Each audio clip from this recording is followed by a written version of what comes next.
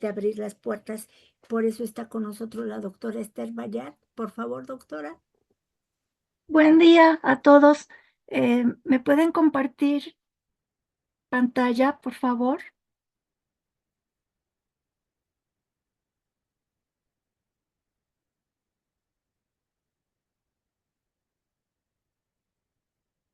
Bueno,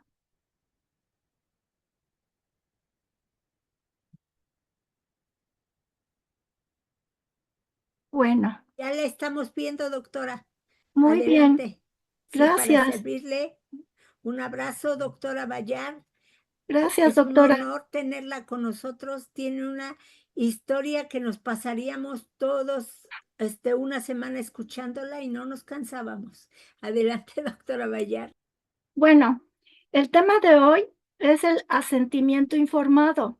Esto tiene que ver con la voluntad expresa de un niño o de una persona que está al cuidado de otra persona.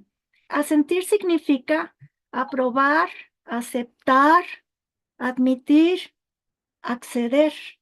Esto es lo que la Real Academia tiene como sinónimos, pero la definición en este sentido, dentro de los derechos humanos y dentro del expediente clínico y del consentimiento informado, se define como un derecho de un menor de edad a expresar su opinión, su decisión, y aunque a muchos les parezca que un niño no pueda decidir, exactamente estamos en la era equivocada. Ahora la ley otorga a la infancia el poder de decidir sobre sí mismo, siempre y cuando sea bien dirigido y bien educado. Bueno, entonces puede participar en decisiones sobre su atención médica y a participar o no en proyectos de investigación, ser parte de la muestra. Entonces, el asentimiento informado es parte del consentimiento informado, no lo sustituye, es parte esencial siempre y cuando se trate de un paciente pediátrico. Corresponde a la norma ética de respeto y del principio de autonomía y la capacidad de disentir. Es un documento legal. Ojo con la historia clínica, porque sí se define como un documento legal y puede ser el instrumento o que te lleve a la cárcel o que te saque del tambo. Siempre les digo eso a mis alumnos por la necesidad imperiosa de conseguir la verdad acerca de los datos que uno requiere para tomar, primero, decisiones sobre el diagnóstico, hacer el diagnóstico diferencial correctamente con base en los datos obtenidos. Y si los datos son mentira, pues uno va a tener un error. eh, Tiene que retomar el aspecto de la norma oficial mexicana del expediente clínico y es obligatorio, ¿sí? Y se refiere a los criterios tecnológicos y administrativos del área de la salud. Bueno, entonces, este instrumento es relevante porque se debe tener en el consultorio o en el expediente digital. Además, ya hay una norma específica para el expediente digital que garantiza que... Doctora Tete, perdón que le interrumpa, es que sabe que no están pasando sus diapositivas y si las Ay, Dios pudiera mío. poner como en presentación de PowerPoint, porque sí se ve Ajá. la primera, pero póngalo en la presentación en la copita, nada más dele clic para que ¿A la dónde, veamos más copita? grande. ¿Cuál copita? En la presentación de PowerPoint, o sea, hasta abajo, Es que ya la tengo abierta. A ver, es que en y la no, copita, ¿ya? ahí ya pasó, pero no se ve grande. Pero bueno, si no A se ver. puede, ahí ya pasó la segunda, la tercera diapositiva. Estamos en la NOM. Estamos en la NOM, sí. Ok, bueno, entonces estamos analizando el contenido de esta norma oficial mexicana, que es el expediente clínico, y me refería a que este conjunto de información deben ser datos ahora sí, verificables para que no nos corramos el riesgo de hacer un mal diagnóstico y tener repercusiones legales, ¿sí? Y ojo, porque parte de la historia clínica dice que debe obtenerse el consentimiento del paciente previa información y explicación de riesgos posibles y beneficios esperados. Entonces aquí de repente se puede caer en dar un resbalón al estar procurando que el paciente o el responsable del paciente elija lo que uno prefiere que le convenga, ¿no? Pero ellos deben tener esa decisión y aparte se sustenta con el hecho de que va a estar firmado. Pregunto si avanzó la presentación, Sigue en la norma. ¿no? Entonces, otra vez, A ver, ahí ya pasó a expediente clínico. ¿y se ve completo o se ve la tira de Se ve su tira de arriba. Bueno, así lo dejamos, Sí, ¿no? Sea sí. mejor. Bueno, entonces, el expediente clínico se define como un conjunto único de información, datos personales del paciente que se integran para establecer atención médica, ya sea en lo público, social o privado. O sea que todos estamos obligados a regirnos por esta norma y llenar todo este documento en la forma más adecuada y más verídica y estar constatando que aquello que nos dicen de palabra tenga una manifestación clínica verificable para poder creer que esa información es la verdadera. Bueno, entonces todo el personal de salud debe hacer estos registros, hacer las anotaciones y en el caso constancias y certificaciones, ¿sí? Entonces, este es el respaldo para todos estos documentos que de repente nos piden al sector salud para que un paciente obtenga su atención médica con apego a disposiciones jurídicas. Fíjense bien que dice disposiciones jurídicas. Esto es un instrumento legal. El objetivo de esta norma es establecer los criterios científicos, pero fíjense que éticos, sobre todo éticos, porque desgraciadamente muchos colegas han hecho de la profesión un negocio.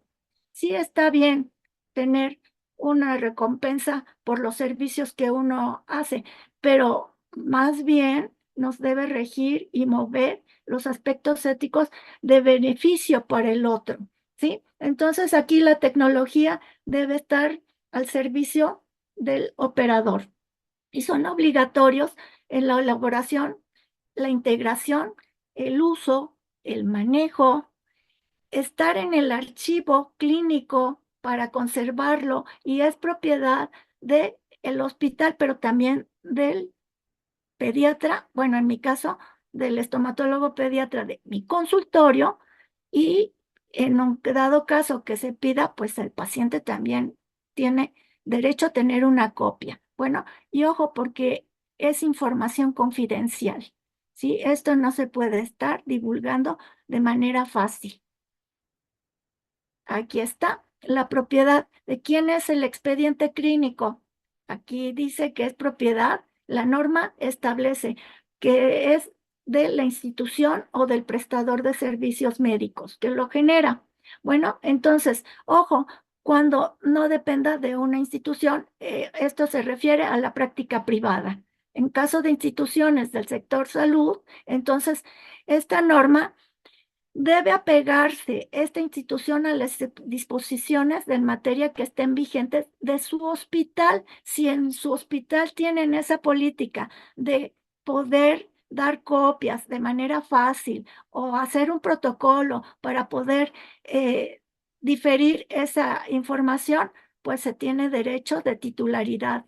Sí, el hospital o la persona que generó la historia clínica o ese expediente clínico, ¿ok?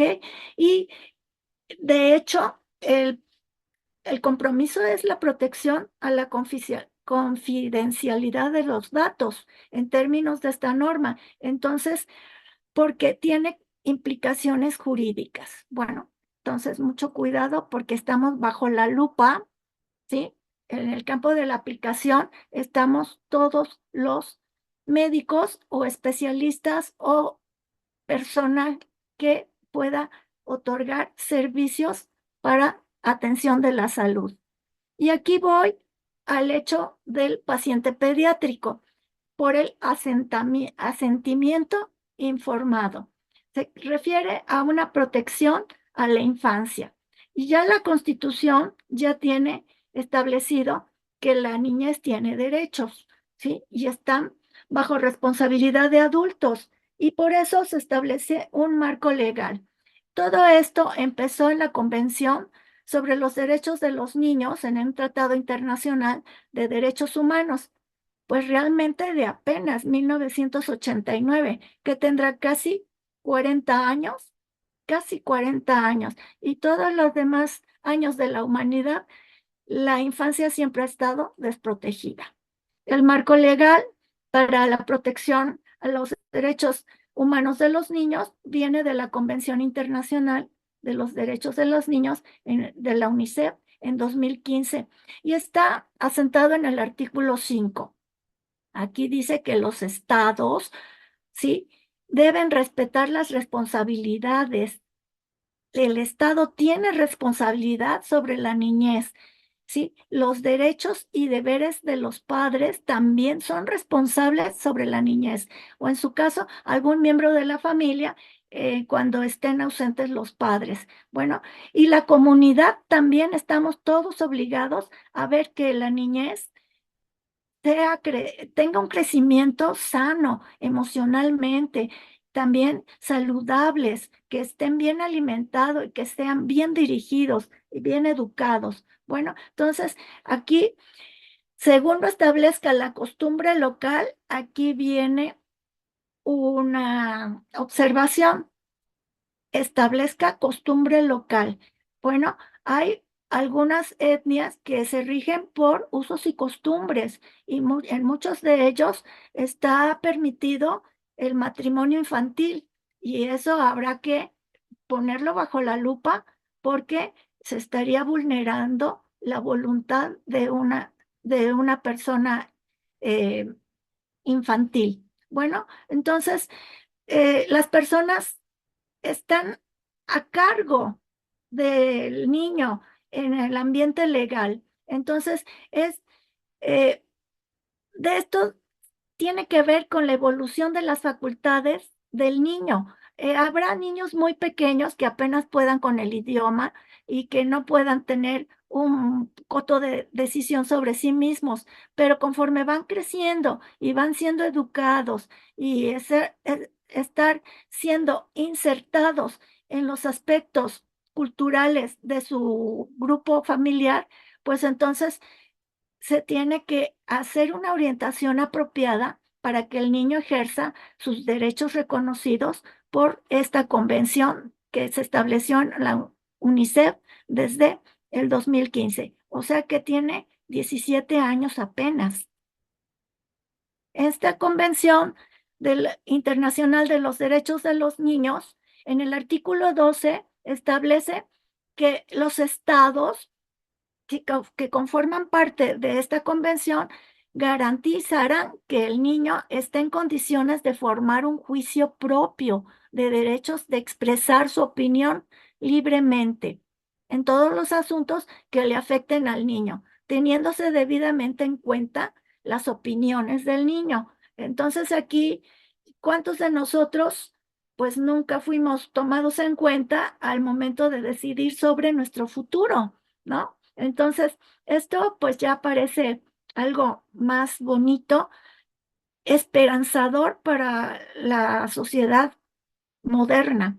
Bueno, en el artículo 2, con este fin, se da en particular al niño la oportunidad de ser escuchado.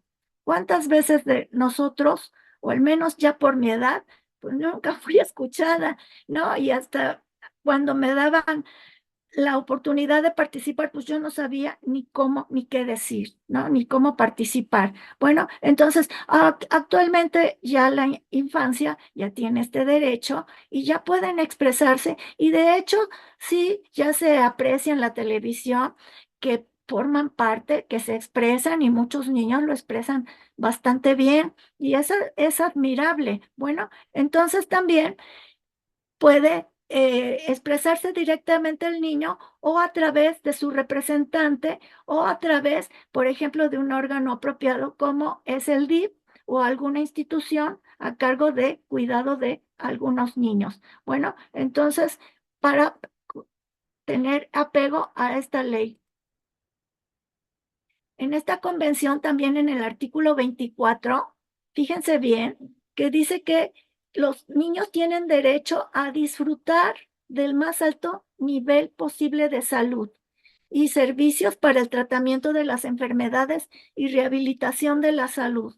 Y aquí tiene mucho que ver también el corregir las discrepancias de crecimiento que se pueden hacer con la ortopedia y con la ortodoncia que la doctora Ochoa manifestó, ¿sí? No nada más es estética, es funcionalidad del aparato estomatognático y es armonía de funciones y de movilización que, aunque no tenga nada que ver con los brazos, sí forma parte de una praxia que establece memoria de movimiento y que también se relaciona con el ritmo de masticación y deglución. Y todo esto lo tiene que ver la articulación entre molares, intercuspidización, decimos los estomatólogos. Bueno, entonces, en este sentido, el Estado se debe esforzar por asegurar que ningún niño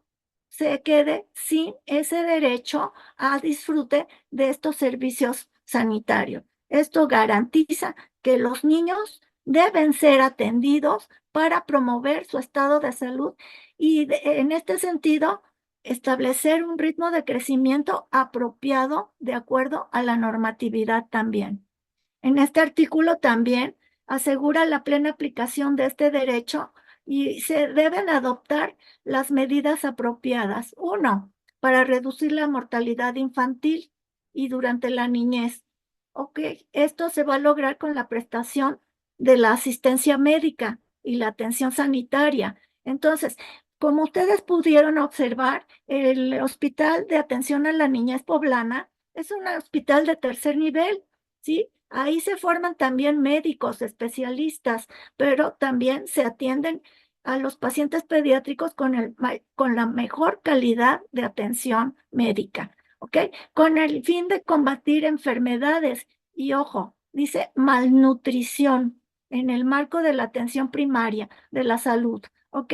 Entonces, para muchos de los colegas se nos olvidan los niveles de prevención de Level y Clark, y ojo con los primeros niveles que constituyen la atención primaria y que aquí tiene que ver con información adecuada, el diagnóstico oportuno para limitar el daño. Y este artículo 24 pues lo establece de esta forma, para asegurar que la atención sanitaria también prenatal y postnatal sea apropiada para las madres. O sea, no nada más se dedica al niño ya nacido, sino hay que garantizar que ese niño tenga un buen futuro desde antes de su nacimiento. Y acá está, en cuanto a la atención a las madres, se tiene que asegurar que estos sectores de la sociedad, en particular los responsables de los niños, conozcan los principios básicos y nutrición de los niños,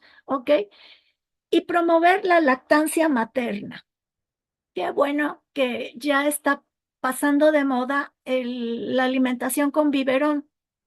De hecho, la alimentación con biberón no nada más constituye un problema de riesgo para caries, sino también para maloclusiones, como deglución atípica, empuje lingual, respiración bucal, precisamente por la praxia estomatológica que se aprende al que el niño, al momento de succionar un chupón, el niño tiene que apretar su boca, su lengua y hacer excesiva presión sobre las estructuras del biberón, y no el biberón se adapta necesariamente a la boca del niño como lo hace el pezón materno. Entonces, en este sentido, la lactancia materna sí se tiene que promover, al igual que la higiene, establecer patrones de higiene y pues sí, desde el momento de nacer se debe estar limpiando la boca también del niño, al igual que se le baña y se cambia de pañal, ¿sí? Esto también necesariamente el artículo 24 pide desarrollar la atención sanitaria preventiva. Debe ser más barato prevenir que tratar. Y entonces, en este sentido, la orientación a los padres se debe también hacer una orientación y educar a los padres en servicios para planificar a la familia. Si ya tienen 2 niños, habrá que pensarlo de acuerdo a las, pues, condiciones económicas o socioculturales para ver que el tamaño de la familia tenga, pues, todos los recursos favorables para el crecimiento de los niños, ¿no? Y también el bienestar de los padres. Bueno, entonces en esta parte, el Estado debe tener las medidas eficaces y apropiadas y no nada más quedar en un discurso para tratar de abolir las prácticas tradicionales que sean perjudiciales, como les comenté con la venta de niños o el matrimonio infantil. Bueno, entonces, tener en cuenta esta parte por los usos y costumbres de los pueblos originarios. Habrá que ver los médicos que están en los pueblos, habrá que tratar de negociar esta parte con los usos y costumbres de las personas de esos pueblos. Entonces, en este sentido, esta convención de la UNICEF se compromete, bueno, más bien compromete al Estado a promover y alentar la cooperación internacional con miras a lograr progresivamente la plena realización de este derecho del de la salud para los niños y el respeto a la niñez. Bueno, entonces, ojo, porque fíjense bien, se tendrán plenamente en cuenta las necesidades de los países en desarrollo. Aquí ya se considera esta zona de exclusión, zonas altamente marginadas, poco educadas, poco informadas y que también prevalece los niveles culturales y sus creencias, su cosmogonía. Está establecido también en la Constitución Política de los Estados Unidos Mexicanos, en el artículo 4, que todas las decisiones y actuaciones del Estado se comprometen a velar y cumplir con el principio de interés superior de la niñez. ¿Sí? Entonces, aquí ya constitucionalmente los niños también están protegidos gracias a la presión que se ha ejercido a través de la Convención de los Niños y de la UNICEF. Entonces, esta forma, en la Constitución se garantiza de manera plena los derechos otorgados a los niños y a las niñas, ¿sí? Para satisfacer sus necesidades de alimentación, de salud, de educación y fíjense bien, sano esparcimiento. Los niños tienen derecho a jugar y no a estar siendo mano de obra barata porque los ponen a trabajar desde pequeños. Entonces, esto pues sí altera su desarrollo integral porque se vuelven personas poco expresivas, casi a nivel de esclavos, que crecen creyendo que no tienen derecho a nada y a trabajar gratis. Y en este sentido, el principio debe guiar el diseño, la ejecución, seguimiento y evaluar las políticas públicas dirigidas a la niñez. Bueno, entonces aquí la comunidad debemos estar atentos a que todos estos aspectos del artículo 4 se cumplan Bueno, entonces esto quiere decir que los padres, los ascendientes, tutores o custodios tienen la obligación de preservar y exigir el cumplimiento de estos derechos y principios.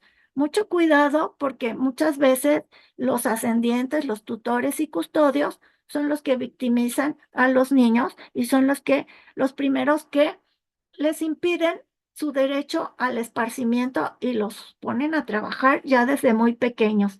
Y esto lo vemos normalmente en los semáforos, ¿no? Pero lo que no vemos son los niños recolectores. Recolectan basura y también recolectan alimentos en las granjas de cultivos de alimentos. Entonces, el Estado debe otorgar las facilidades para que estos derechos de los niños se cumplan. Y entonces, a partir de aquí, se estableció la Comisión Nacional de los Derechos Humanos. Bueno, y dentro de esta Comisión Nacional está integrada el interés superior de niñas, niños y adolescentes. Así se llama, ¿eh? Es lenguaje inclusivo, que realmente podría ser el interés superior de la niñez, ¿no? Al fin que termina en es, para que no tenga problemas de género, ¿verdad? Bueno, ojo, esto es un principio jurídico. Vela por el bienestar de la niñez. Ya se fijaron que desde hace cuántas diapositivas se está insistiendo en que los niños deben estar bien, deben estar cuidados para que crezcan bien, ¿sí? Crezcan sanos, tengan un futuro prometedor de buenas personas. Bueno, entonces esto se necesita en un entorno seguro que se debe garantizar, justo, pertinente, de acuerdo a sus necesidades, para que estas personas, porque son personas desde el momento de nacer, puedan tener un desarrollo integral y todas las oportunidades del mundo para llegar a ser unas grandes personas que hagan algún cambio en esta sociedad, en este mundo, durante su paso en esta vida. El principio del interés superior de la niñez es la expresión inclusiva de muchas veces sustituye a la expresión de interés superior de niñas, niños y adolescentes. Es lo que les decía, se debe de ser global, es niñez, no son niños, niñas, ni niñez, es niñez. Bueno, entonces, cuidado con esto porque ya desde allí se empieza a respetar el derecho a asumirse como género. Soy niño, soy niña, ¿cómo me siento? Y cómo me siento bien. Y entonces este derecho ya lo tienen para ser expresado a principios o a muy corta edad. Bueno, y ya se los están permitiendo. Entonces, ya se comenta otra vez, ya lo habíamos visto, que está en el artículo 4 este contenido en esta Constitución política que nos rige a los mexicanos. Bueno, y esto está contenido en la Ley General de Derechos de Niños, Niñas y Adolescentes, que procura garantizar los intereses de la niñez. Bueno, ojo, a todos los estados de la República, a los 32 estados. Bueno, y aquí les va esto. Habrá que cambiar de perspectiva de análisis.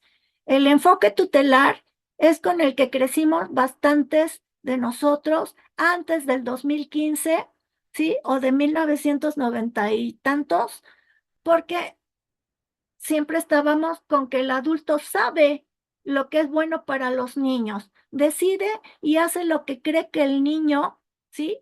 Que no sabe y no puede, necesita. Entonces, no sabe el niño que necesita algo y entonces el adulto decide. Entonces, con el buen sentido, de buena intención, brinda asistencia y protección.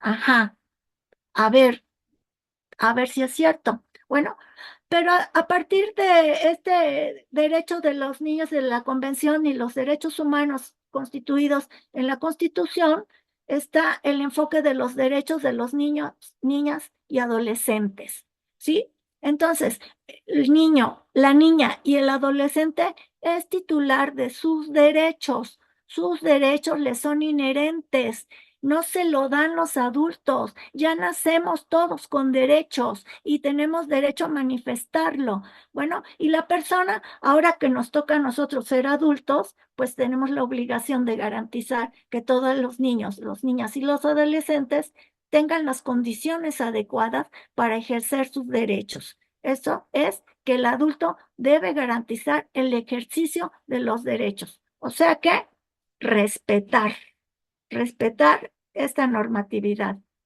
Hay que distinguir entonces la diferencia de estos dos enfoques.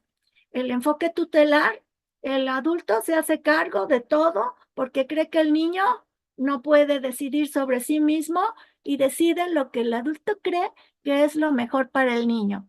Otorga al adulto, cree que la niñez, que ese niño lo necesita. Y muchos adultos creen que el niño no necesita jugar, que no necesita juguetes, que no necesita comer 5 veces al día, ¿no? Que no necesita ser abrazado, hacerle sentir amado, ¿no? Porque tal vez también ese adulto no aprendió a dar cariño, bueno, o a expresar sus emociones. Bueno, entonces, el enfoque tutelar dice que hay generación de fundaciones u organizaciones de beneficencia para ayudar a la niñez. Y entonces, como fundación, decide sobre el bienestar, según esto, desde su punto de vista o de sus intereses particulares, que muchas veces son pervertidas algunas fundaciones y organizaciones. Bueno, entonces aquí viene el cambio. Ya tenemos la esperanza desde el enfoque de los derechos de la niñez, porque aquí se tiene que reconocer que la niñez tiene derechos y que cada persona menor de edad es titular de sus derechos desde que nace, ¿sí? Entonces ya tiene derecho a ser respetado y a ser promovido para que llegue a ser una buena persona, ¿sí? Estar sembrando una plantita como para que llegue a ser un buen árbol fuerte, productivo, de buenos frutos. Bueno, entonces, los derechos son inherentes a la niñez y deben ser restituidos si no se tiene acceso a ellos. Esto quiere decir que hay que ir a rescatar a los niños del trabajo infantil, ¿sí? Hay que garantizar que puedan tener horas para jugar, un tiempo para jugar, pero también para hacer la tarea, también para descansar y también para alimentarse y también para sentirse amados. Bueno, entonces, desde el enfoque de los derechos de la niñez, el acceso al ejercicio de los derechos de la niñez es obligatorio y ya nos tiene que caer el 20 a los adultos y sobre todo a los médicos y al personal de salud que debemos respetar ese derecho de manifestación de voluntad de paciente pediátrico. Y entonces el proceso del asentimiento informado lleva, el paso 1 es primero dar información de lo que va a pasar en el tratamiento, qué va a pasar durante el tratamiento de esto que yo diagnostiqué. Bueno, al niño se le tiene que hablar en forma clara, en lenguaje sencillo, de acuerdo al desarrollo psicocognitivo. De repente, muchos niños en el consultorio dental, recuerden, soy estomatólogo pediatra, me preguntan, ¿qué me vas a hacer? Y yo ahí explicándoles, bueno, es que mira el agüita mágica y te va a dormir y voy a quitar un bicho que ahí te hizo un hoyo y entonces te voy a poner una cosita que huele a perfume y te vas a ver medio raro después. Ajá, bueno, es una pulpotomía. Ah, ok, muy bien. Bueno, ya. Entonces, como si supieran realmente el significado de la pulpotomía. Pero el niño sigue pregunta y pregunta. ¿Y por qué? ¿Y por qué? ¿No? ¿O para qué? ¿Y para qué? Y se le tiene que dar respuesta. Se le debe dar respuesta de acuerdo al lenguaje y al desarrollo cognitivo o el grado de entendimiento. Bueno, después asegurarse que entendió la información. Normalmente, cuando nos mandaban a hacer un mandado, y me compras esto y el otro, sí, a ver, ¿qué vas a comprar? Y teníamos que repetir la información que habíamos recibido. Así que nosotros nos toca, oye, entonces, si me entendiste, ¿qué va a pasar? A ver, dime, ¿qué te dije? Entonces, ¿qué va a pasar contigo? ¿Entendiste? A ver, no, aquí, no, ya te equivocaste, te explico. Bueno, para evaluar que la capacidad de consentir, ¿sí? Es porque sí entendió la información y está consciente de lo que pasará. Ojo, aquí no vayan a hacer trampa, de que, sí, ya le expliqué, ya digo que ya entendió, entonces es desde la perspectiva tutelar, ¿verdad? Y habrá que recordar que hay que asegurar que ese niño, ese paciente pediátrico, esté consciente de lo que va a pasar con él. Bueno, ojo, porque pasa esto. Evita el cohecho. Es que si te portas bien, te doy un dulce.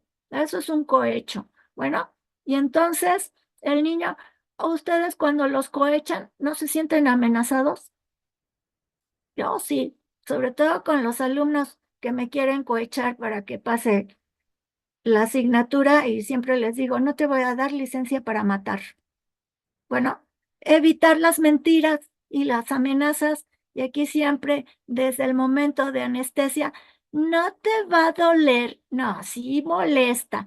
Ay, es un piquito de abeja. A ver, ¿a quién le gusta quedarse ahí parado? A que lo piquen las abejas, ¿no? Y luego vas a sentir hormiguitas.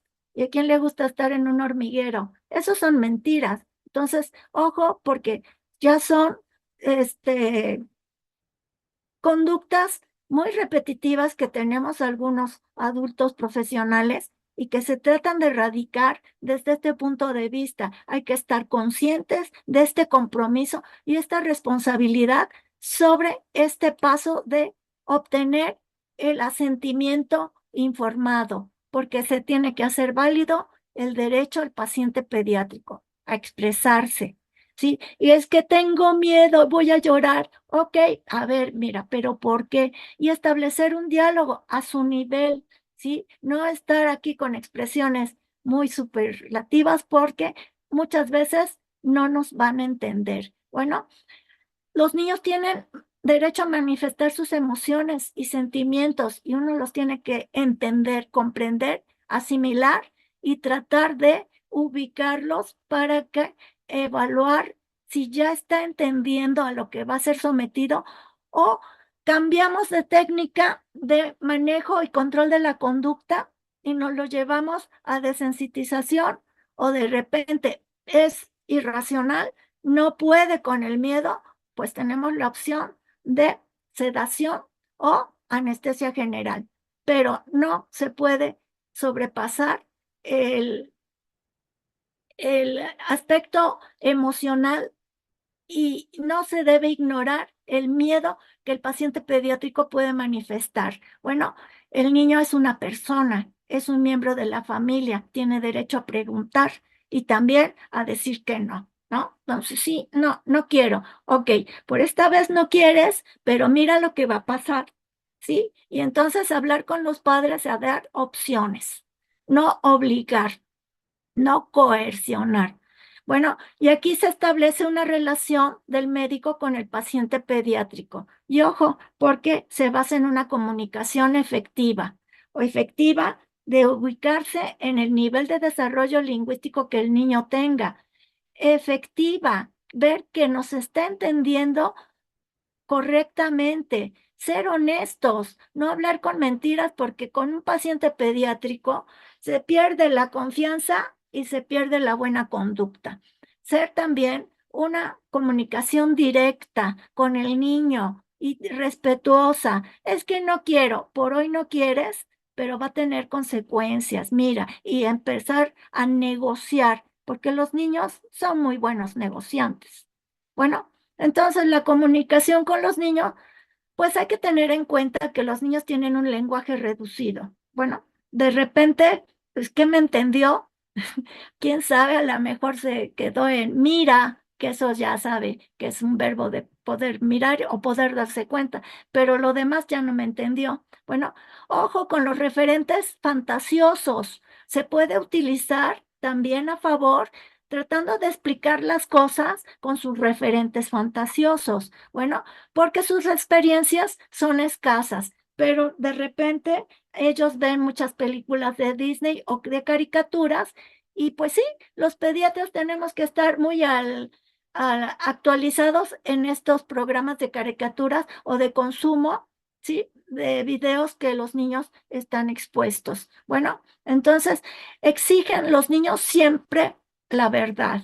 Tienen pocos referentes, pero realmente son más fantasías las que tienen. Tienen un pensamiento simple y es dicotómico. ¿Sí me quiere o no me quiere? ¿Me gusta? No me gusta. ¿Sentí feo? Está bonito, ¿sí? Pero los niños no tienen color, ese qué, expresiones de blanco o negro, gris, no hay. Es blanco o es negro. Y ojo, el consentimiento debidamente informado. Bueno, entonces, desde hace rato mencioné que el asentimiento informado es parte del consentimiento informado y es debidamente informado. ¿Qué quiere decir debidamente? Que me aseguré de dar toda la información verídica, que les di opciones de tratamientos, que les hablé con la verdad de acuerdo a la información que me dieron, porque yo establecí ese plan de tratamiento, identifiqué alguna patología y reconocí el tratamiento que se tiene que dar. Bueno, entonces, el consentimiento informado es un proceso, no solo un formato que se llena, ojo, y que nada más es una firma. No, es allí donde debe quedar claro que la persona, ¿sí?, recibió la información adecuada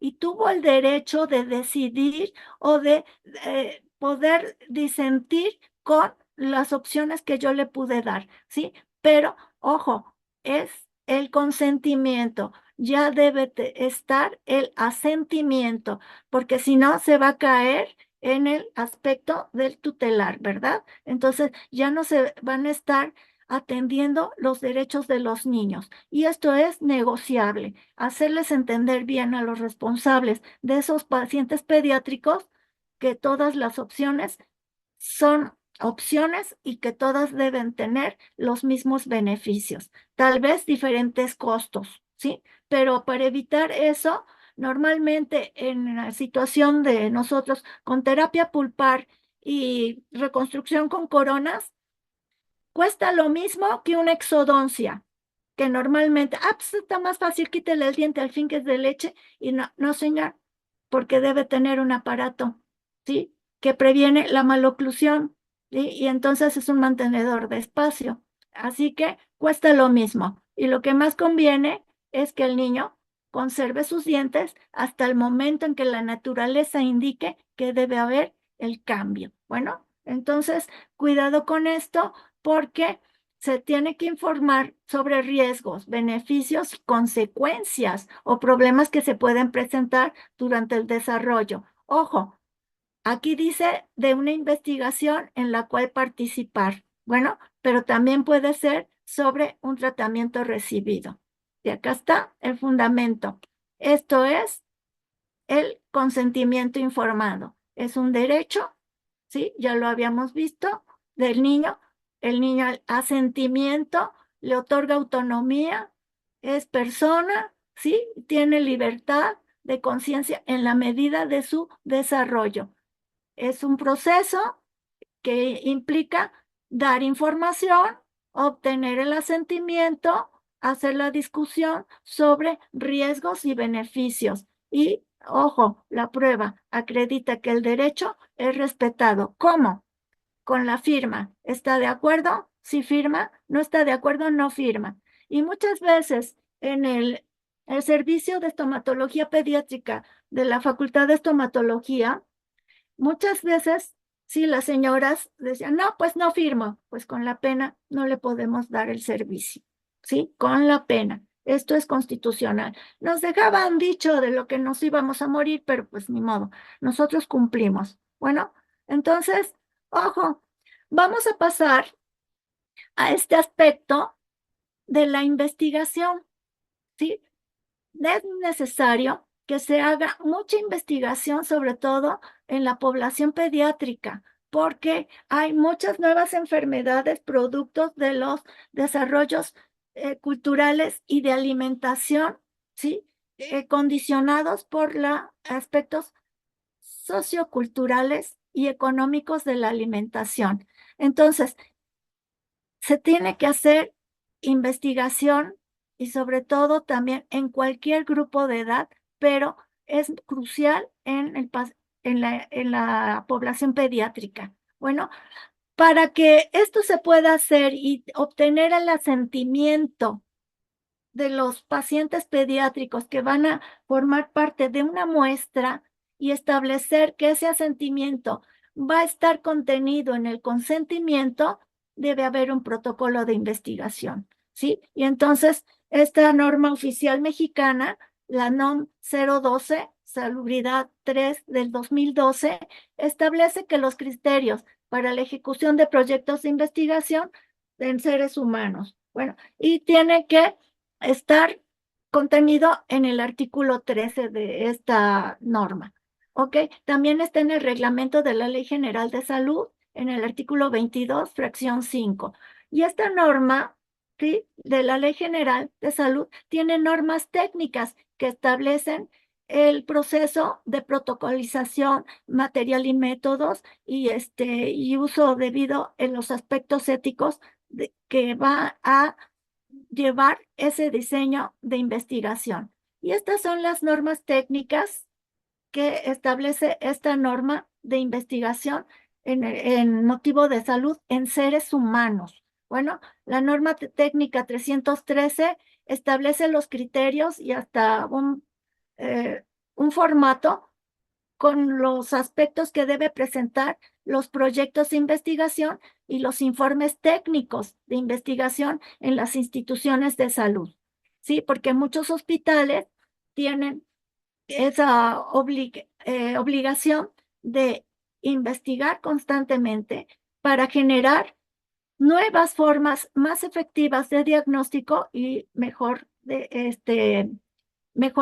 los tratamientos y opciones de tratamientos. La 314, la norma técnica 314, es para registrar y, ojo, hacer el seguimiento en materia de investigación para la salud. Esto quiere decir que muchos protocolos de investigación, pues, son longitudinales y van a durar varios años, y entonces se debe ver que se vaya llevando en forma correcta y que no caiga en vicios o en pérdidas de muestra. Bueno, entonces me tienen que garantizar que al final esa investigación va a tener buen fin, metodológicamente bien llevado, a pesar de que se hayan perdido muestras sobre todo en los estudios longitudinales. Los transversales no es mucho problema, pero de todos modos se tiene que garantizar que ese protocolo esté bien diseñado. Bueno, y el 315, la norma técnica 315, establece el funcionamiento y obligaciones de las comisiones de investigación en las instituciones de atención a la salud. Entonces, todas las instituciones hospitalarias o de atención a la salud, que también pueden ser universitarias, estamos obligados a investigar, pero con criterios éticos y metodológicamente correctos. Bueno, y entonces aquí se establece las comisiones de investigación constituidos como comités. Bueno, entonces, desde las Naciones Unidas para la Educación, la Ciencia y la Cultura, se estableció la división ética de la ciencia y la tecnología, pues apenas en 2006, hace 20 años, y establecieron una guía 2 sobre el funcionamiento de los comités de bioética, procedimientos y políticas. Bueno, cuidado con esto por las políticas de salud que cada país o cada estado puedan generar, ¿sí? Y esto también atañe a la libertad que puedan tener las instituciones de servicios para la salud. Bueno, la Comité Internacional de la OMS marca las pautas éticas internacionales para la investigación relacionada con la salud en seres humanos. Entonces, esto es de 2017. Bueno, entonces, que apenas realmente tiene poco tiempo. Bueno, y vean, la pauta 23 marca los requisitos para establecer comités de ética de investigación y para revisión de protocolos. Esta es la razón por que hay que cursar conscientemente y responsablemente también esta oportunidad que nos dan los diplomados en formación de bioética, ¿sí? Para abrirnos los ojos y tener en cuenta y ser conscientemente responsables de lo que estamos sujetos a poder decidir cuando se nos dé la oportunidad de ser parte de un comité de investigación sobre todo, garantizar que se observen los criterios éticos. Bueno, y hay que estar preparados y muy bien informados. Y acá está, es un equilibrio en el funcionamiento de los comités de bioética. Puede ser a nivel institucional, regional, nacional o hasta internacional, ¿sí? Con los estudios multicéntricos. Bueno, entonces vean que hay que respetar los leyes y reglamentos establecidos por las autoridades gubernamentales. En nuestro caso, la normatividad sobre la Ley General de Salud, ¿verdad?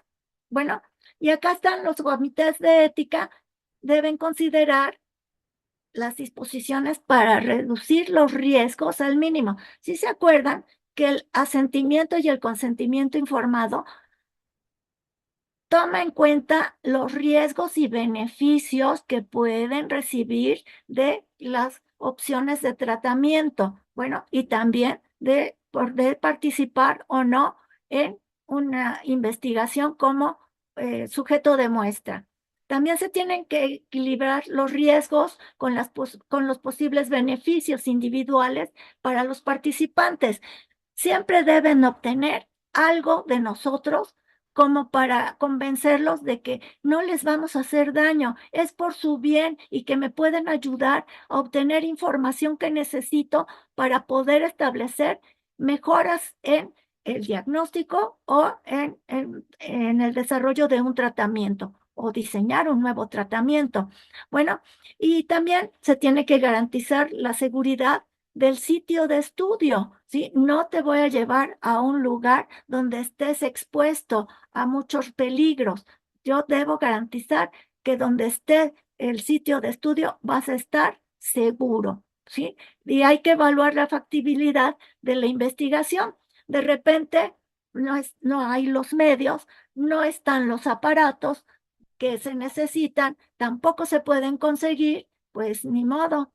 Entonces ahí es donde el comité de ética dice, pues creo que su estudio tiene limitaciones y puede ser no factible. Bueno, y hay que reconocer la validez científica del proyecto. Esto quiere decir qué beneficios va a otorgar a los participantes de la muestra, a la comunidad donde se va a desarrollar y qué beneficios puede obtenerse en la técnica o en la metodología de diagnóstico y de tratamiento. Y acá está la revisión ética. Bueno, entonces los componentes o los integrantes del comité deben hacer la revisión y hay que garantizar que los derechos humanos de los participantes estén respetados, sobre todo de los niños, y hay que ver que de veras esté el asentimiento informado. Bueno, y que sea parte del consentimiento debidamente informado. Y entonces hay que revisar la documentación, ¿sí? A ver, y ojo, deben estar todos los consentimientos debidamente informados, ¿sí? Y esto yo siempre he dicho, es una auditoría de muestra. Quiero ver tus consentimientos informados y tus formatos de recolección de datos pegados con el consentimiento informado que debe contener el asentimiento informado. Hay que revisar el formato del consentimiento, que esté bien redactado, que esté bien comprensible con el argot pues, de cualquier persona y no tener tantos tecnicismos que tal vez no todas las personas que puedan integrarse a la muestra puedan entender. Bueno, está bien explicadas las técnicas y procedimientos aplicados en los sujetos de estudio, así con detalles técnicos importantes y sobre todo necesito saber tus informes parciales de investigación, ¿sí? Y siempre anexados con la documentación, donde están tus formatos de recolección de datos con el consentimiento y con el asentimiento de ese paciente. Bueno, entonces los formatos aquí ya pueden establecerse, una institución lo puede diseñar de acuerdo con su ideología, pero ojo, aquí les digo, debe ser con palitos y bolitas. Y acá está este hecho, ¿sí? Opciones de tratamientos. Pueden tener estas opciones, pero explicados con palitos y bolitas, ¿sí? Los posibles riesgos y ver también los beneficios que pueden obtener al cooperarnos, al ser parte de la muestra. Bueno, y ojo, porque sí tenemos que estar seguros de que nos entendieron, porque, a ver, ¿qué va a pasar si no están muy seguros? Ojo, metodológicamente, si ya habías calculado el tamaño de tu muestra, ¿sí? Al 95% de confianza y todo esto, sale para que sea estadísticamente confiable, pues resulta que puedes perder muestra y al rato te quedas con una muestra insuficiente, ¿sí? Y debes tener en cuenta que puedes y la forma en que puedes recuperar ese tamaño de muestra. Pero, ojo, qué necesidad, dijera Juan Gabriel. Mejor me aseguro de que sí me entendieron para que después no se vayan a arrepentir y me digan que ya no quieren ser parte de la muestra. Y todo, sobre todo, respetar la decisión de ese asentimiento informado que está contenido en el consentimiento. También este consentimiento puede ser revocado, ¿sí? Pueden decir, oiga, ya mejor no quiero. Ok, se respeta, ni modo. Bueno, entonces, ojo, técnicamente aquí el cálculo de la muestra siempre calculen 10% más porque pueden perder, sí, elementos de muestra. Bueno, en cualquier momento puede ser revocado. Bueno, el documento se debe poner de manera explícita, que el sujeto en cualquier momento puede pedir el retiro parcial o total de los datos de la investigación. Bueno, entonces, si a media investigación me dice, ya no quiero, entonces yo le tengo que decir, oye, entonces, ¿me puedo quedar con la información que ya me diste o también te la quieres llevar? Ni modo, así es esto, hay que respetar. Bueno, y entonces, primero, lo primero, para que el consentimiento informado sea válido y en una investigación o en un tratamiento con un paciente pediátrico o con población pediátrica, primero va el asentimiento, ¿sí? Y hay que redactar el documento en forma simple, sencilla, coloquial, en expresiones características que un niño pueda hacer. Y aquí está un ejemplo.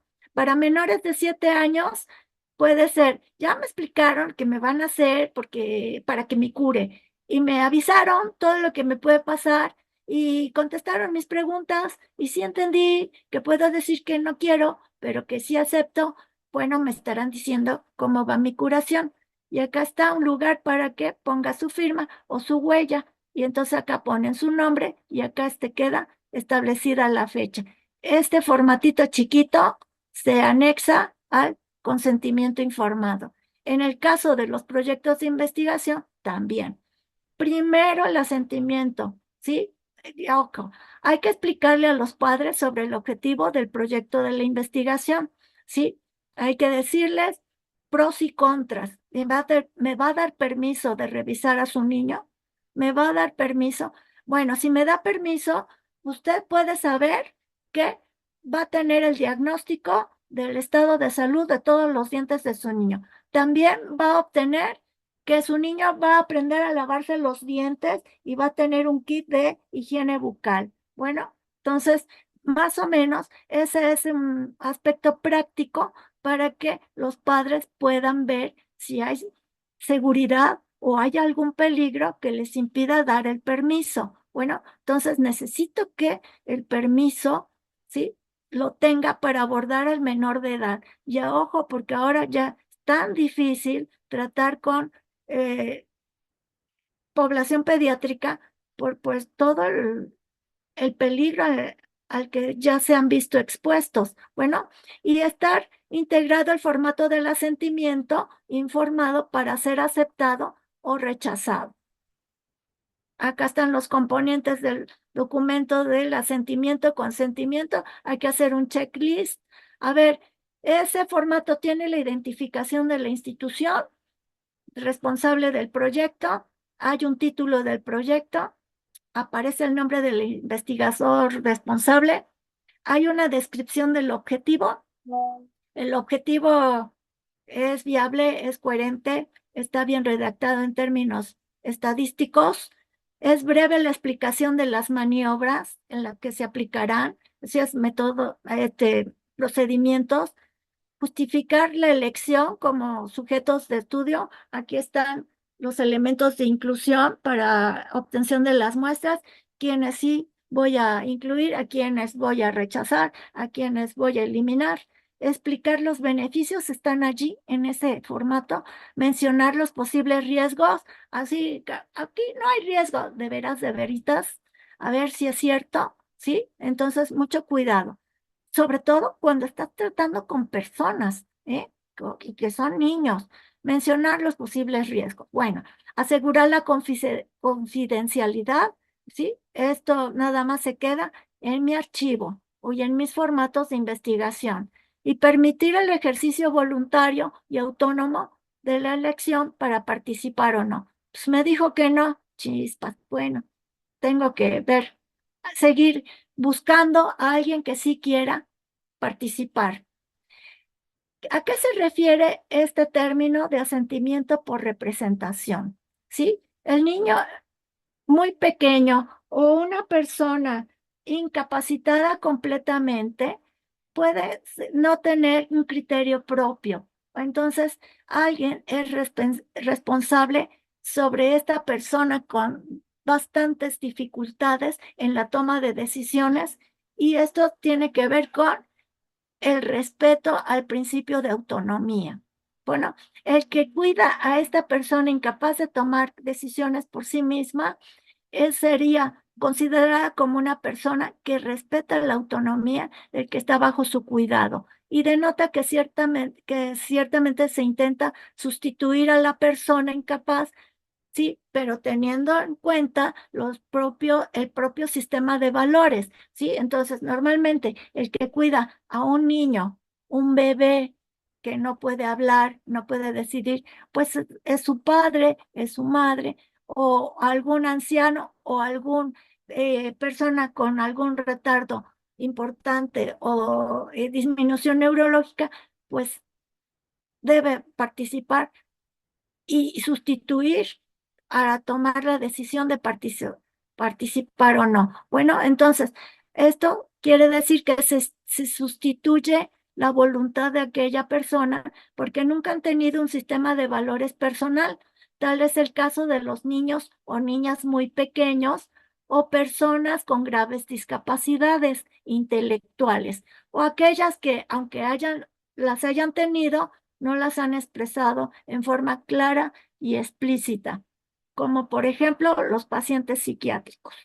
Bueno, entonces, por hoy, esto es el tema del asentimiento informado para que sea contemplado y obligatoriamente incluido en el consentimiento informado, que también es obligatorio incluirlo en el expediente clínico y sobre todo en los proyectos de investigación.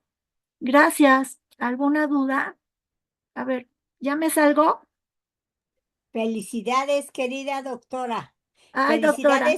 Felicidades a nosotros por haberla escuchado, Ay, por haber doctora. tenido esta oportunidad que vislumbra la gran experiencia multifactorial, plural, interdisciplinar, multicultural y transversal que ocupa que ocupa a la pediatría y nada más al consentimiento informado y a la pediatría, a la odontopediatría, como bien nos los explicó la doctora Socorro Ochoa, no es nada más el área bucal, son todas las consideraciones antropológicas, socioculturales, psicológicas, morales, ¿verdad? Exacto. Filosóficas, espirituales acerca de la vida y de la forma de enfrentar esa vida, que la gran tarea de nosotros es llevarlos hacia una vida exitosa y satisfactoria, y no exitosa solo en términos de consumismo, sino en términos de independencia, de funcionalidad, usted bien lo dijo. Y ese es el quehacer de las declaraciones de los derechos humanos. Bueno, nos va a atender la maestra Mariana Julieta García Gabriel, por favor. Felicidades, gracias. Doctora Socorro Ochoa, ¿algo? ¿O más al rato? Sí, maestra, pues la verdad felicidades a la doctora Esther Bayar, muchas felicidades, maestra. Y pues siempre pues recalcar, ¿no? La importancia del asentimiento informado y cómo pues ahora los niños de alguna manera participan también y tienen este derecho a su salud, ¿no? Cuando hace muchos años pues no se les tomaba en consideración y bien lo mencionó la doctora Bayar desde 1989, ¿no? Cuando se adquieren estos derechos y cómo anteriormente pues los niños no tenían ni voz ni voto. Sí, entonces sí considerar pues este asentimiento informado no solamente para la atención clínica, sino también para la investigación, porque a veces en la investigación se da por hecho de que pues tal vez el niño no habla, no expresa, pues podemos hacer la investigación sin que él nos diga que sí se puede, ¿no? Entonces, tomar todos estos elementos que son importantes y que son también documentos legales, ¿no? Que son importantes tenerlos. Aquí está la querida doctora Graciela Steines. Adelante, querida doctora. Qué belleza tenerla con nosotros. Nuestra estudiante y nuestra maestra, nuestra investigadora. Aquí escuchó a la doctora Socorro y a la doctora Bayar. Adelante, doctora Steines. Sí, muchas gracias. Felicitar a las dos ponentes, pues, por lo atinado de la visión integral, ¿no? Eso es de agradecerse. Y la verdad es que quedan muchas dudas y muchas líneas en lo concreto. Yo, primero que nada, les pediría a las dos robarles un pellizquito de el caso más dilemático que hayan tenido, digamos, recientemente o cuando lo hayan tenido. Y nada más quería yo hacerles una pregunta en general a todo el auditorio, porque les comparto, en el año 1998 hicimos el primer libro de bioética con la Comisión Nacional de Derechos Humanos y en él se hizo investigación empírica sobre, en aquel momento le llamábamos juventudes, pero en realidad íbamos ya enfilados hacia adolescentes, porque pues es una etapa muy difícil la adolescencia. Y allí se hizo una investigación empírica, de la que hay poco en México en derecho, no en medicina, y les preguntábamos, y comparto la pregunta con ustedes, a los propios adolescentes entre 14 y 17 años, les preguntábamos si ellos tenían derechos iguales a los demás o diferentes. Y muchos de ellos, la mayoría, ahí está en el libro, dijeron que no tenían derechos o que no sabían, esa fue la gran mayoría, y que no tenían derechos diferentes.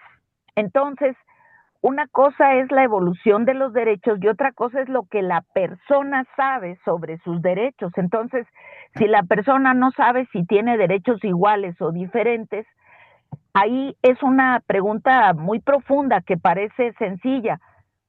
Todos tenemos los mismos derechos, pero ahí viene la palabra mágica que es ciclo de vida. Y en el ciclo de vida van habiendo derechos dominantes, preferenciales.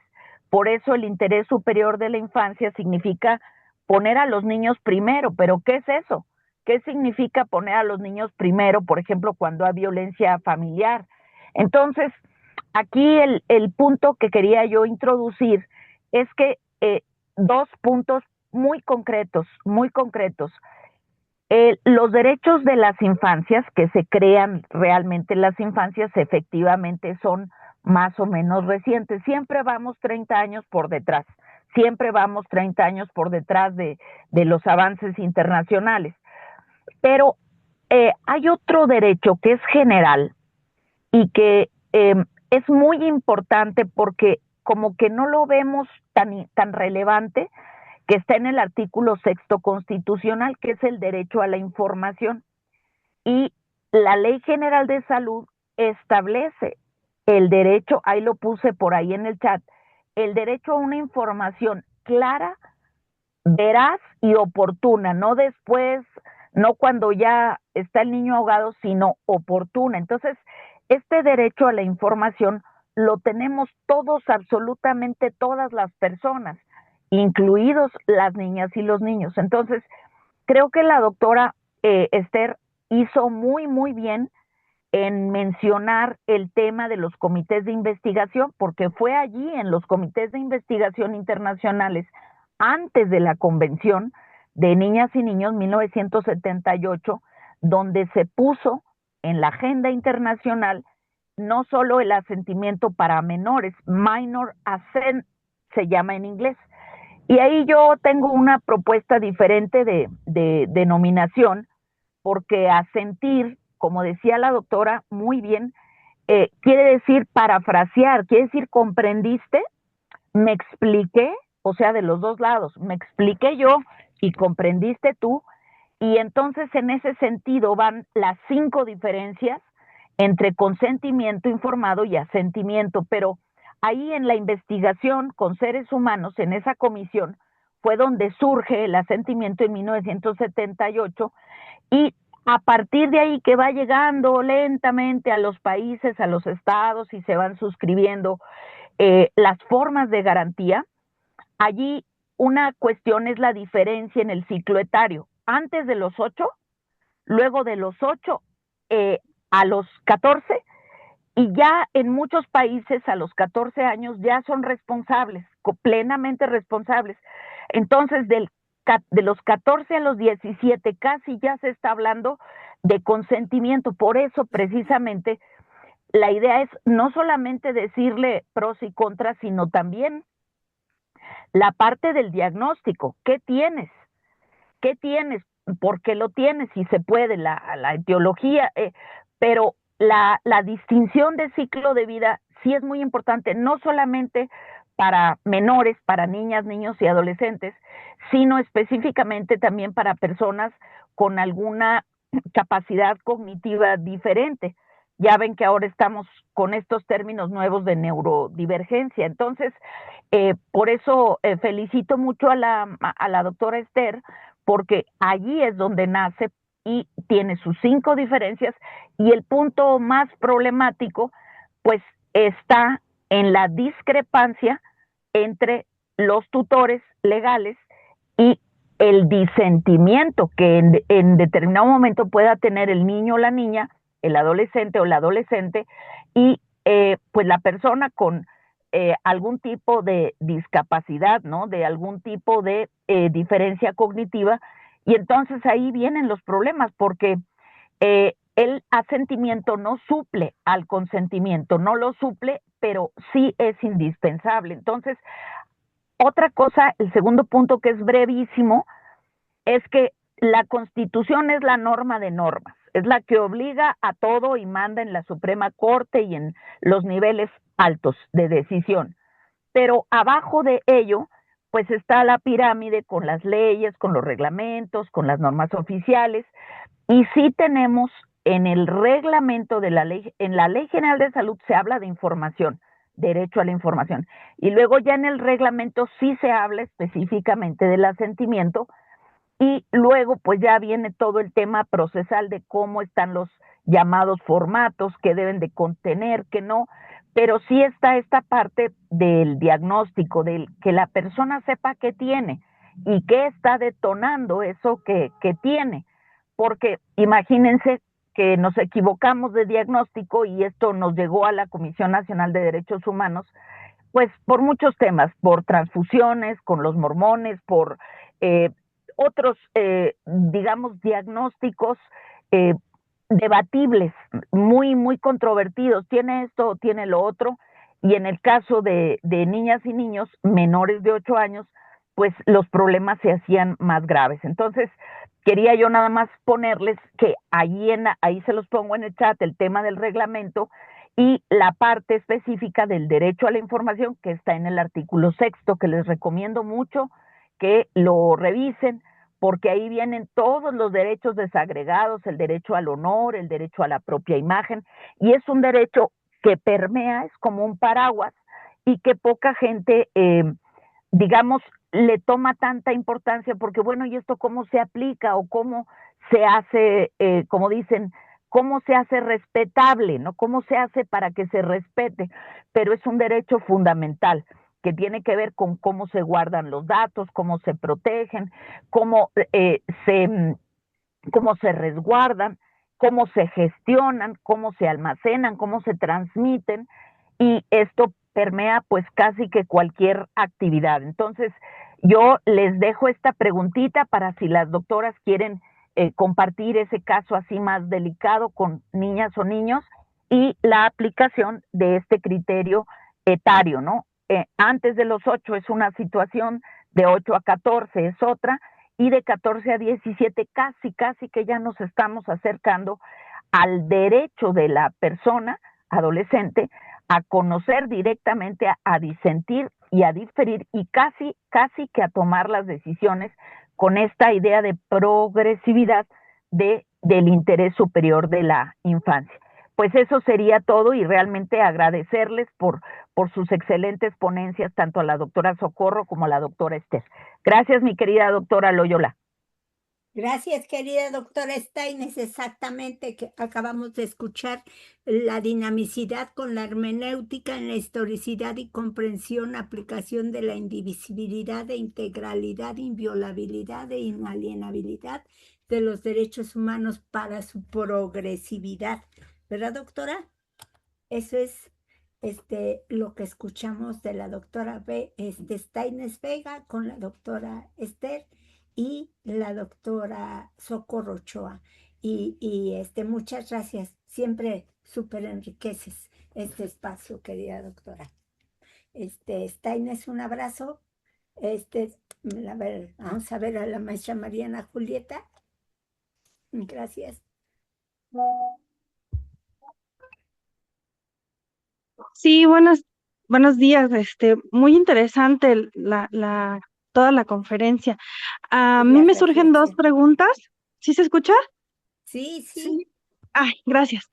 Dos preguntas. Bueno, y esto porque me lo hacen constantemente en las aulas luego cuando tomamos este tema. ¿Qué pasa cuando el asentimiento del infante se niega? Pero médicamente es conveniente que sí se haga el proceso. ¿Cómo se procede? O ante cualquier negativa, como hace rato decía la doctora Steines, no se sustituye el consentimiento con el asentimiento, más bien el asentimiento no sustituye el consentimiento, pero entonces, ¿qué pasa cuando hay una negativa por parte del infante y la familia o los médicos en cuestión consideran que sí es necesario hacerse? Entonces, se omite, se sustituye, se elimina, se dialoga. Y la otra es en cuanto a la investigación en seres humanos. Soy colaboradora de un comité de bioética, en la Facultad de Enfermería, y en alguna ocasión nos llegó un protocolo de investigación con niños. Entonces, bueno, la ley sí es muy clara cuando dice, por ejemplo, el consentimiento es necesario cuando se toma, por ejemplo, material biológico, ¿no? O cuando se va a trabajar directamente con la persona. Pero en este caso, este protocolo, no sé si de hecho a lo mejor la maestra Laura recuerde, en este protocolo se hablaba de información muy personal de los niños, de su vida, de su forma de vida, de costumbres, de hábitos, de muchas cosas de la vida de los niños, pero nunca se entrevistaba a los niños, se entrevistaba a los padres. Entonces el investigador principal pues solamente hizo el consentimiento informado hacia los padres, ¿no? Entonces una de las cosas que dialogábamos en el comité es qué importancia tendría hacer también un proceso de asentimiento dado que toda la información confidencial era del niño, aunque no lo estuviera dando directamente. Entonces, ¿cuál sería la postura? Doctora Hola, doctora. Esther, a ver. Bueno, mi postura personal, que siempre lo hice, aunque los papás dijeran que sí o que no, al niño siempre se le preguntaba, aunque tuviera yo los datos, porque muchas veces en la investigación necesitas ver aspectos perinatales. El niño no lo sabe, ¿no? ¿Quién te va a dar la información? Pues el tutor o el responsable. Bueno, pero al niño se le tiene que platicar lo que va a pasar y lo que va a pasar con su nombre, ¿sí? Oye, es que aquí va a estar tu nombre en esta lista y aquí quiero que veas que que me dijiste que sí o que no para ponerte la palomita o el tache. ¿Tú qué quieres? Pero siempre se le toma en cuenta, ¿no? Eso es lo que yo hice siempre. Bueno, hasta el momento, mientras he estado tratando con muestras humanas. Muchas gracias, doctora. Muchas gracias. Doctora Socorro Ochoa, perdón. Sí, doctora, pues la maestra Steines nos pedía un ejemplo en donde existiera esta dilemática en relación al consentimiento, el asentimiento informado. Y bueno, en la Asociación Mexicana del Labio y Paladar Hendido tuvimos precisamente una situación en la que el niño, en el momento del nacimiento, en el momento del parto, un cirujano pues realizaba el procedimiento, un cirujano maxilofacial entraba también al quirófano y realizaba el procedimiento del cierre del labio sin informarle a la mamá que se estaba realizando en el momento del nacimiento el cierre del labio del niño. ¿Qué complicaciones trajo esto? Porque después los papás, pues, nos notificaron como Asociación Mexicana y bueno, llevaron a una situación legal todo esto porque pues las consecuencias del cierre del labio, aparte el paciente era una fisura del labio y del paladar. El doctor se justificaba que él había hecho el cierre del labio para que la mamá no tuviera temor o angustia de ver a su niño con el labio fisurado, ¿no? Pero pues finalmente el tratamiento del paciente con labio y paladar hendido implica la colocación de una placa ortopédica para permitir el crecimiento y desarrollo craneofacial del paciente y realizar el procedimiento quirúrgico sin tensión, que el bebé gane peso y a los 3 meses se opera, ¿no? Ese es el procedimiento normal. Este cirujano pues lo quiso hacer de manera inmediata y se llama técnica EXIT, incluso ustedes lo pueden buscar por internet. Nosotros estamos en contra de esa técnica porque se pone en riesgo la vida de la madre, el niño y se afecta todo el crecimiento y desarrollo craneofacial del niño. Entonces, esta situación sí se llevó a una situación legal y aquí pues realmente no se tomó en cuenta ni el consentimiento, ni el asentimiento, ni nada. O sea, fue una arbitrariedad y una mala praxis y pues eso desafortunadamente ocurre pues a la población pues sí vulnerable fue en el Seguro Social donde se hizo este procedimiento tan absurdo. Bueno, Esa inobservancia, ¿verdad? sí, Sí, y bueno, se pues omitió. entonces, pues nada más comentar ese caso. Ajá. A ver, aquí está el doctor Márquez. Doctor Márquez, un gran médico pediatra. A ver, doctor Márquez. Buenos días o buenas tardes. Sí, díganos usted. No sé si me escuchan. Sí, muy bien, doctor.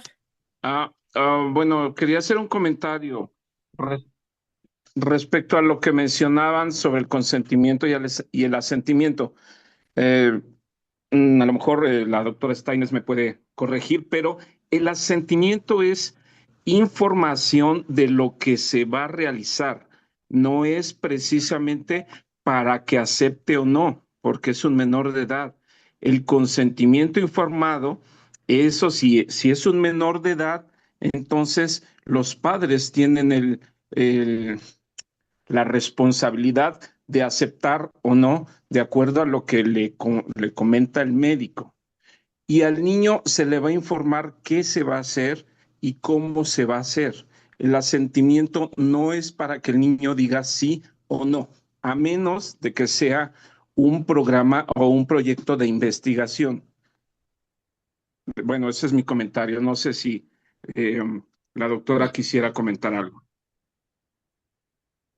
Doctora Esther, doctora Socorro, doctora Steines.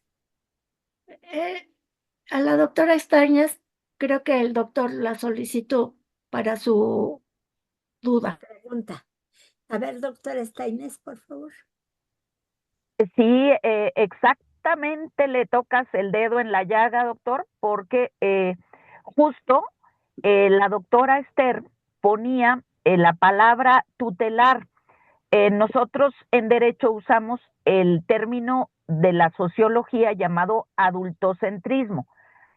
Justamente ese es el cambio de paradigma y lo que sí es muy importante es ver el ciclo etario, porque evidentemente a un menor de 8 años, tú le dices, te quieres operar, te vamos a poner una inyección, va a pasar, pues te va a decir que no. O sea, en términos generales, salvo que se lo expliques en lenguaje cotidiano, como dijo la doctora, pues a lo mejor no va a ser informado, consciente de todos los riesgos y beneficios lo que un menor de 8 años te pueda decir. Entonces, sí es muy importante primero distinguir el ciclo etario y luego, segundo, que sí hay la posibilidad, como bien lo mencionó la doctora Esther, de disentir y decir no quiero. A mí me tocaron 2 casos de pacientes oncológicos que ya no querían más tratamiento porque ya estaban hartos de años y años de, pues, ellos decían de sufrimiento, una niña y un niño, ellos decían que ya no querían que se les hiciera nada, que ya lo que querían era descansar porque era tubos, procedimientos, mucho sufrimiento y además ver a la familia constantemente también sufriendo. Entonces, ahí la posibilidad, ahí viene el dilema de si un menor de entre 8 y más años decide que ya no quiere seguir con un tratamiento, no solo se le debe escuchar, porque pues ¿para qué entonces escuchar si de todas maneras vamos a hacer lo que nos dé la gana? Ahí está el cambio de paradigma, porque lo que se supone es que, vamos a suponer, este menor dijo, no quiero más tratamiento oncológico, y le pide a la tía que vaya a levantar un procedimiento legal para que ya no se le sigan haciendo tratamientos, aunque la tía no es ni su tutora, ni tiene la patria potestad, pero dice, es que yo ya dije que no, y me siguen haciendo los tratamientos. Ya tenía 10 años el niño para esta fecha, y entonces ahí decía la tía, ¿y ante quién levanto? ¿Ante quién levanto? Pues primero ante la propia auditoría, ante la propia Contraloría de la institución que está salvaguardando, luego ya nos podemos ir a vía penal y también a vía administrativa ante la institución de salud, si pertenece al IMSS, si pertenece a las Fuerzas Armadas, si, como en este caso, si pertenece a Pemex, si pertenece al ISSSTE. Entonces, y luego, pues desde luego tenemos la vía civil, para decir que hay un daño moral. Entonces hay muchas vías, el derecho es complicado, no tanto como la medicina, pero sí existe la forma de que haya acciones legales para que un menor que está en esta situación de que ya no quiere que se le siga haciendo el procedimiento, que se pueda no solo escucharle humanamente, sino escucharle en un procedimiento legal. Entonces, no es nada más te informo y ahí se queda la cosa. Justo ese es el cambio para evitar el adultocentrismo. Yo sé lo que necesitas, yo sé lo que te conviene y esto es lo que va a pasar. Oye, no quiero, pues ni modo. Aquí hay de dos sopas y esta es la que te vas a tomar. Entonces, la idea es que la escucha se transforme justamente en la decisión de ese menor una vez que ya se cubrieron todos los requisitos de decirle qué va a pasar, cuántas posibilidades, cómo están la perspectiva, cómo ha evolucionado. O sea, no nada más es no quiero y ya, no, sino que pues es un proceso comunicativo, muy humano, justamente para saber qué es lo que procede. Pero justa esa es la pregunta complicada. ¿Cuándo y cómo hacer operativa la escucha de la niña, adolescente o persona con discapacidad cognitiva o algún proceso de esta naturaleza? Esa es la respuesta, digamos, breve. Gracias. Mi querida doctora, coincidimos totalmente y también la doctora Bayat. Y dice algo muy importante, que algunos expertos desde la ética, no solo considerando los aspectos biojurídicos, sino también el aspecto precisamente ético y antropológico, la espiritualidad de la niñez, es ese estado cognitivo, psicológico, ¿verdad? Emocional y espiritual de decir y de decidir qué y cómo tratar a su cuerpo. Y son más comprensivos en relación a aceptar un estado terminal y decir, ya me voy a morir, ya no quiero la quimioterapia, ya no quiero la radioterapia, ya no quiero volver a ser operado cuando ya llevan 7, 8 operaciones. El labio y paladar hendido es diferente porque se va viendo la diferencia entre las posibilidades, pero en una persona, la doctora nos presentó unas personalidades multipatológicas, muy complejas y con discapacidad neurológica y moral. Y entonces, ¿cuál es el papel del médico o médica como el doctor Márquez, la doctora Socorro, la doctora Bayard y cualquier otra médica o médico, doctora Steines? Es esa posición de interpretación, ¿verdad? Pero en la integralidad del ser humano, de esa posibilidad, de darle la posibilidad. Y aquí está la doctora Mónica Briceño, que precisamente va a tratar el tema de la transfusión de sangre y también de nuestro querido hospital para la niñez poblana, que tiene que ver con esos aspectos que también los mencionabas, que es parte del cuerpo humano y que una persona con cáncer, que una persona con leucemia, que una persona con patologías renales de nacimiento, con patologías de falta de una vejiga, con otras multipatologías y además alguna discapacidad mental, son son multifactoriales, son múltiples las patologías que se presentan en una sola personita ahí en el Hospital de la Niñez Poblana. Y que sí se tiene que tener en cuenta, querida doctora Steines, adelante. Sí, doctora, fíjate lo que se me olvidaba decir en relación a lo que han comentado las doctoras y el doctor Márquez, creo que sí, justamente lo que hicimos en aquel momento, porque en ese momento en ese hospital no existía comité de ética y bioética, fue proponerlo, que se estableciera un comité para, en aquel momento fuimos visionarios, porque hoy se llaman medios alternos de solución de controversias, MASC. Era el comité para ayudarnos a acercar justamente las dos posiciones. El niño empezó con el tratamiento a los 7 años y esto ya pasó a los 10, él ya estaba harto.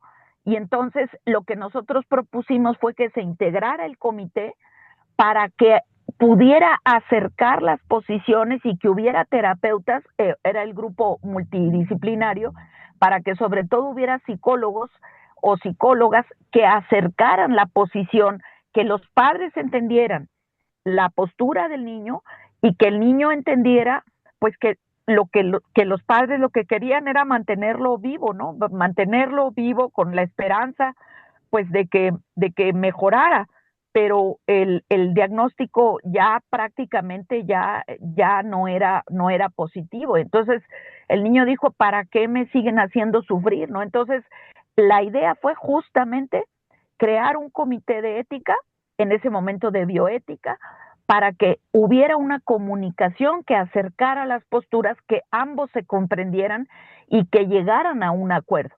Eso fue lo que hicimos en ese caso en particular, porque el diagnóstico era malo, el diagnóstico no era positivo, y entonces así era que los padres lograran comprender la postura del niño y que pues que ya se le dejara de realizar procedimientos. Entonces ahí está la importancia de los comités. Yo creo que ese sería el paso idóneo para someter a la consideración. Aquí hay un niño, aquí hay una niña, aquí hay una personita con discapacidad que no quieren continuar, que se someta al comité, ¿no? Eso es lo que en aquel momento vimos como solución, la mejor solución.